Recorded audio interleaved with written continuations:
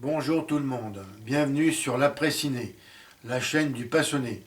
Aujourd'hui, je vais vous parler du film et du DVD de Freddy numéro 3, Les griffes du cauchemar. L'histoire. Une épidémie de suicide se répand à Springwood.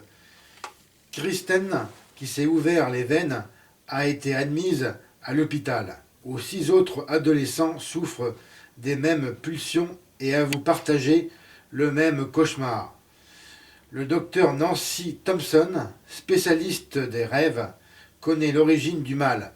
Freddy Krueger, le redoutable tueur aux griffes acérées qui hante les nuits pour assouvir une bien cruelle vengeance. J'ai vraiment apprécié ce film. C'est un excellent opus de cette saga des films de Freddy. Ici, on en apprend d'ailleurs un peu plus sur l'histoire de Freddy, comment le avant Freddy s'est passé. On est en fait tout le long du film plongé dans un rêve éveillé, si je peux dire ainsi. C'est très habile de la part du cinéaste. En fait, à des moments donnés, certains moments du film, on est entre l'hésitation, est-ce que c'est un rêve ou la réalité. Il y a quelques passages qui sont super intéressants, j'ai trouvé. Comme à mon habitude, si je vous donne des détails ou si je vais rentrer dans plus de matière de compréhension, je vous le dirai. À ce moment-là, regardez le film et revenez me voir. Ce sera bien mieux pour vous et pour votre compréhension. Et aussi pour ne pas vous gâcher le plaisir de voir ce film si vous ne l'avez jamais vu.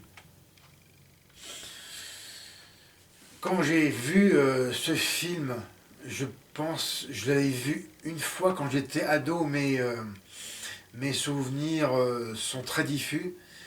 Il me semble l'avoir vu, mais peut-être que je le confonds avec un autre Freddy, notamment le passage où eh bien, il tue non plus à l'aide de ses griffes, mais qui sont remplacées par des seringues. Il me semble avoir vu ce film vraiment quand je devais avoir 16 ou 17 ans, mais j'ai une grosse hésitation. Et là, quel bonheur, eh bien, d'avoir vu ce film avec cette belle édition de Métropolitane, édition Prestige. D'ailleurs, c'est un coffret que je vous montrerai à la fin de ma vidéo, contenant tous les 7 Freddy. Et là, vraiment, j'ai super apprécié ce film. Je le trouvais extrêmement fun, extrêmement plaisant. Déjà, le scénario, il est vraiment très bien. Les acteurs et les actrices jouent tous bien. Pour moi, ce qui est toujours un plaisir de retrouver Robert Englund dans le rôle de sa vie, hein, dans le rôle de Freddy, tout simplement. Faut pas me chercher midi à 14h quand vous avez déjà une bonne base, une excellente base. Normalement, vous avez un très bon film. Et c'est le cas avec ce Freddy numéro 3. Où là, eh bien, on change par rapport au numéro 2. On revient vraiment dans le rêve, hein, avec eh bien, ces pauvres adolescents qui sont tourmentés. Et c'est ce qui est bien, à un moment donné, on voit bien la vraie immersion dans les rêves des adolescents. Cependant, après, le scénario dévie pour eh bien, se recentrer sur les adultes, mais qui ont un rapport direct avec eh bien, la mort de Freddy, hein. puisque cela se passe eh bien, là où il a été, eh bien, soi-disant, où ses ossements ont été enfouis ou enterrés. En l'occurrence, ils sont enfouis dans un sac. Je ne dirai pas où, pour pas trop vous en donner aussi trop d'informations. Et j'ai trouvé ça intéressant parce que il y a une deuxième partie avec les adultes. Alors bon, pour les puristes, ça, je pense que ça n'a pas dû plaire forcément.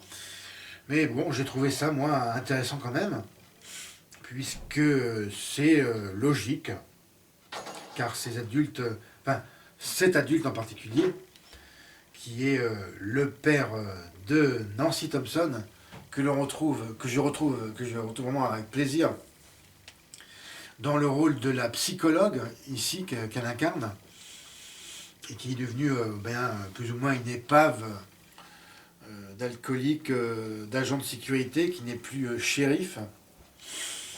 Et là, j'ai trouvé intéressant le fait eh bien que Freddy se manifeste à lui. Ça peut surprendre, mais non, j'ai trouvé ça vraiment... D'ailleurs, c'est une séquence qui est vraiment fun, vraiment sympathique. Et moi, ce que j'ai vraiment apprécié dans ce film-là, c'est cette grande qualité d'effets eh bien, spéciaux, pas vraiment gore, mais plutôt spéciaux, et l'atmosphère surtout fantasmagorique des rêves. Il y a des effets visuels que j'ai vraiment adorés. Si vous avez vu mes autres vidéos, vous savez que moi, ma grande préférence par rapport aux effets spéciaux, ce sont ceux qui sont non pas numériques, mais dits artisanaux, c'est-à-dire tout ce qui est animatronique, et les effets visuels des années 80, comme maintenant on n'en fait plus, à cause du numérique justement. Et moi, pour moi, j'accorde plus d'importance à ces effets eh bien,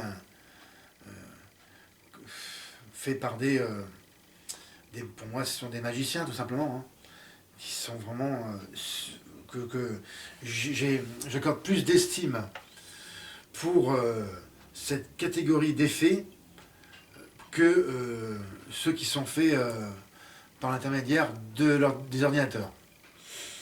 Ça n'a rien à voir, même si ceux-ci sont méritants. Moi, je privilégie vraiment la vieille école, c'est-à-dire, eh bien, il faisait vraiment des choses, pour moi, magiques, tout simplement, portées à l'écran et filmées en temps réel. C'est ça que moi, j'adore.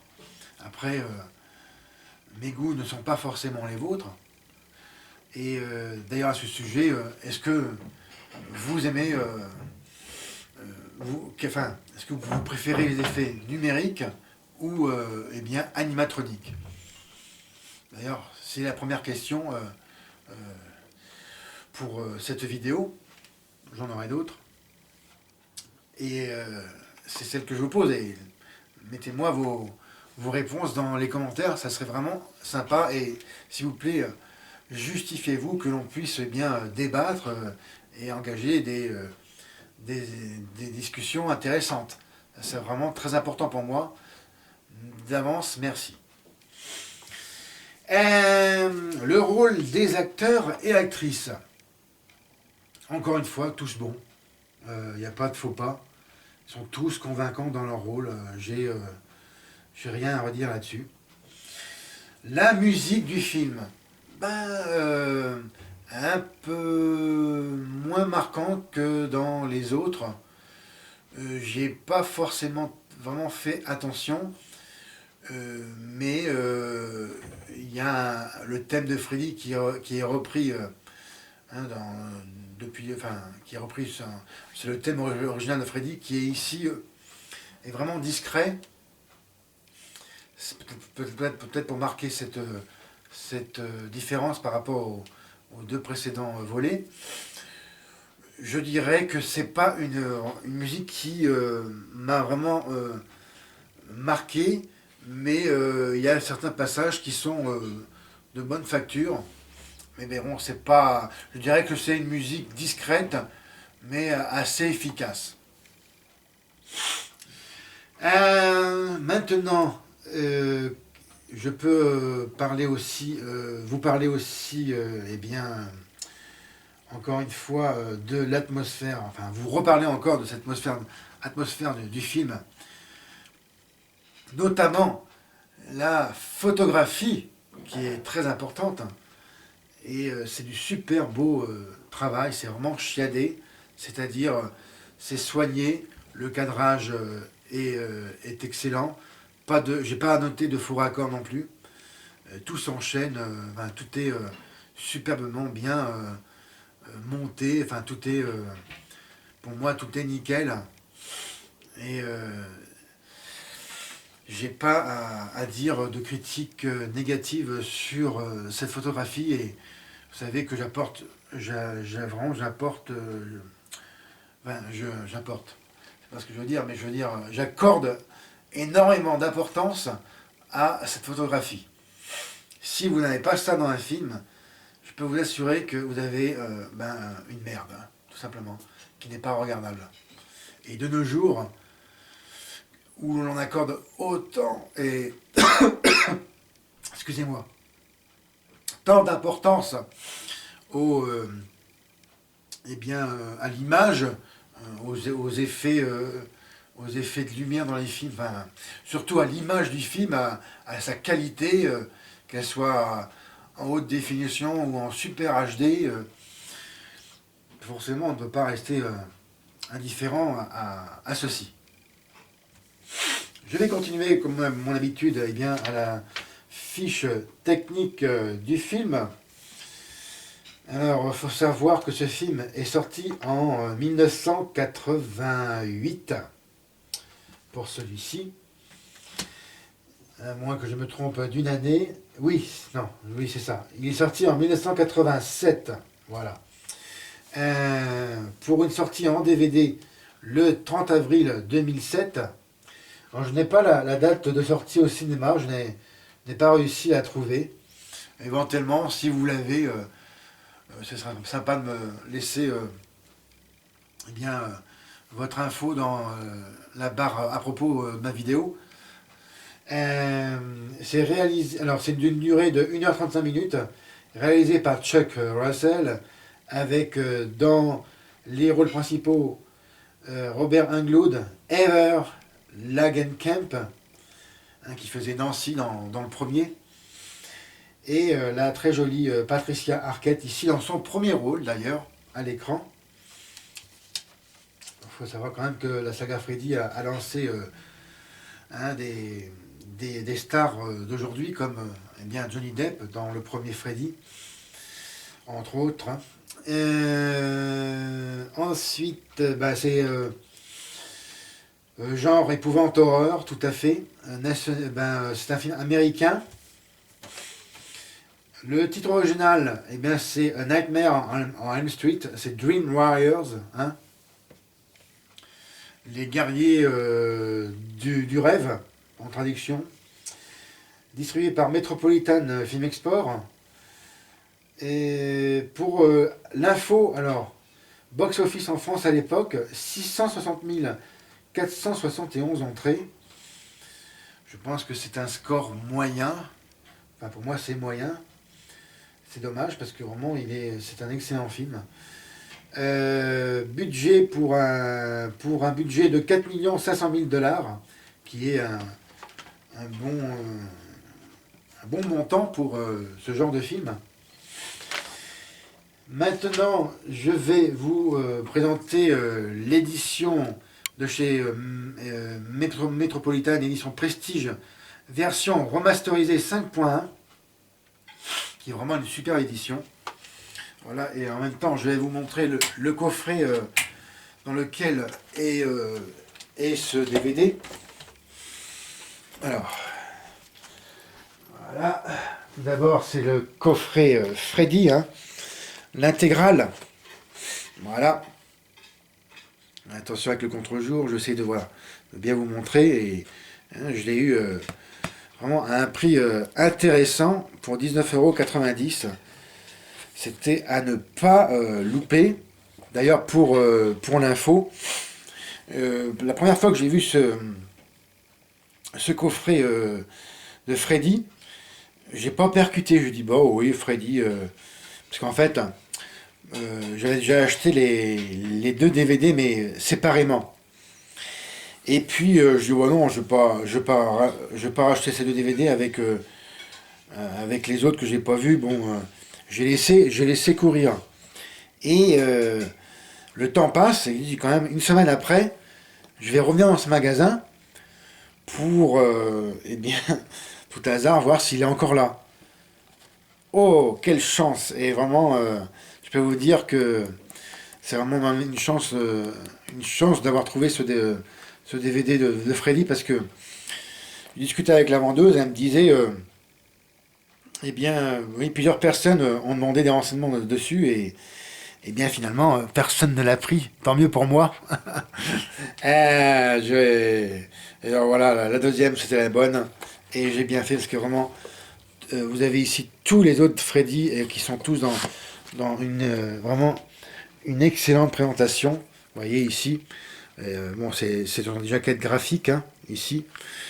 Bon, vous avez bon, là, voilà, ce sont pas des graphiques ici, ça c'est les visages des différents acteurs actrices. Ah, ici j'ai oublié de rajouter, il y a Laurence Fishburne aussi au casting, dans un rôle secondaire, hein, qui joue un infirmier gardien de l'hôpital psychiatrique. Voilà. Ever Langen, j'arrive pas à dire bien son nom, excusez-moi. Elle s'appelle Ever Langenkamp, ici, hein, qu'on retrouve Nancy plus vieille et en docteur psychologue, psychiatre. Ah, très joli gosse, vraiment Patricia Arquette, voilà. D-Man, l'homme de la situation. Hein, vraiment, j'adore ce type, Robert Englund. Oui, là, c'est l'intérieur du DVD, vraiment, il est vraiment joli, hein. Un beau graphique ici, là, voilà. Et ici, voilà, je sais pas si un peu le côté érotique de la chose. Enfin, il y a une scène érotique dans ce film, ça fait pas longtemps, c'est en fait une infirmière, elle monte ses fesses et puis il y a sa paire de nichons. Bon, enfin bon, c'est une scène érotique, c'est pas du porno quand même, mais c'est une bonne scène, c'est sympathique. C'est une scène d'ailleurs, c'est un rêve de Freddy, hein. Je vous laisserai la surprise de voir, c'est sympathique. Voilà, puis les différents voilà, adolescents ici, voilà, que l'on voit. Bon, c'est un chouette dessin, je trouve. Voilà. Ensuite, l'intérieur, eh bien, nous avons une scène majeure du film, hein, où on voit cette pauvre Kristen, pauvre chérie, qui se fait manger par, eh bien, libre à soi d'imaginer que ce soit au départ un serpent géant avec la tête de Freddy, mais d'autres interprétations représentent que c'est plutôt une grande bite, hein, tout simplement, avec la tête de Freddy qui plus ou moins avale et baise cette pauvre Kristen. Voilà, il y a différentes allusions, libre à chacun d'y donner libre cours à son esprit, hein. Le DVD lui-même, voilà, bon, rien de spécial, hein, c'est juste voilà, la tête de Freddy avec les griffes ici, hein. Bon, ici c'est sympa, attendez voir, voilà. Alors il y a un texte un peu plus détaillé, hein, en détail, hein, de ce qui se passe dans le film. C'est toujours sympathique, hein, il y a toujours ce texte sur tous les DVD, c'est ça, hein, c'est vraiment une excellente édition. Voilà, ici vous avez bien c'est le chapitrage, voilà, c'est bien sympathique. Maintenant, je vais vous parler de qu'est-ce qu'il y a dans ce DVD. Eh bien sûr, vous avez le film en version française et en version originale. les sous-titres français et anglais, ce qui est vraiment très intéressant. Version originale, je le rappelle, c'est en anglais américain. Hein. Vous avez les chapitres, alors vous avez quelques suppléments. Bon, c'est toujours trop court pour moi, mais c'est quand même bien sympathique. Vous avez différents documentaires d'une durée d'environ 35 minutes. Tout d'abord, message aux fans, la production, les créatures, de nouvelles idées, l'anecdote de Robert Englund, toujours excellent. J'adore encore ces petits faits de films que Englund raconte. Un tournage éprouvant, l'ascension de New Line, le tout étant en VOST, hein, version originale sous-titrée. Ensuite, vous avez les cauchemars, l'accès direct aux scènes choc du film, c'est ce qui est sympa. Le vidéoclip Dream Warrior de Dokken, et c'est excellent. D'ailleurs, je vais vous le mettre en même temps que la bande-annonce du film, si je la trouve. Je vous mettrai le vidéoclip.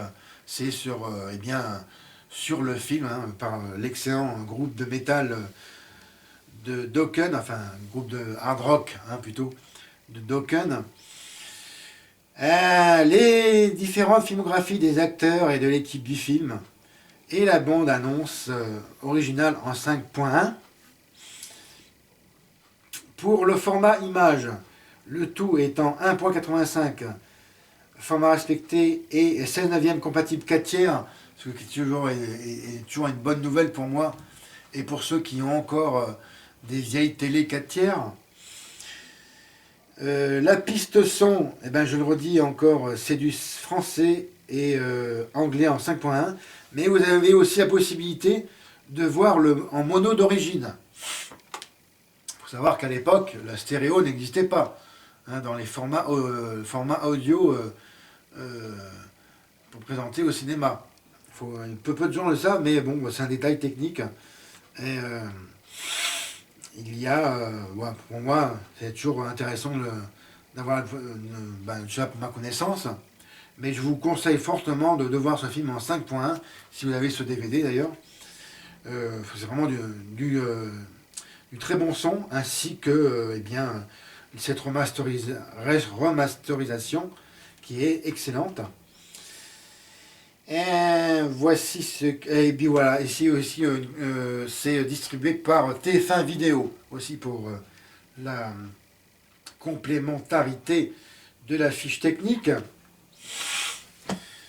Ce qui conclut cette vidéo pour aujourd'hui.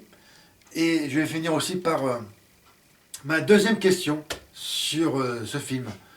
Pour les personnes qui l'ont vu, hein, elle est uniquement réservée pour celles qui ont eu ce film.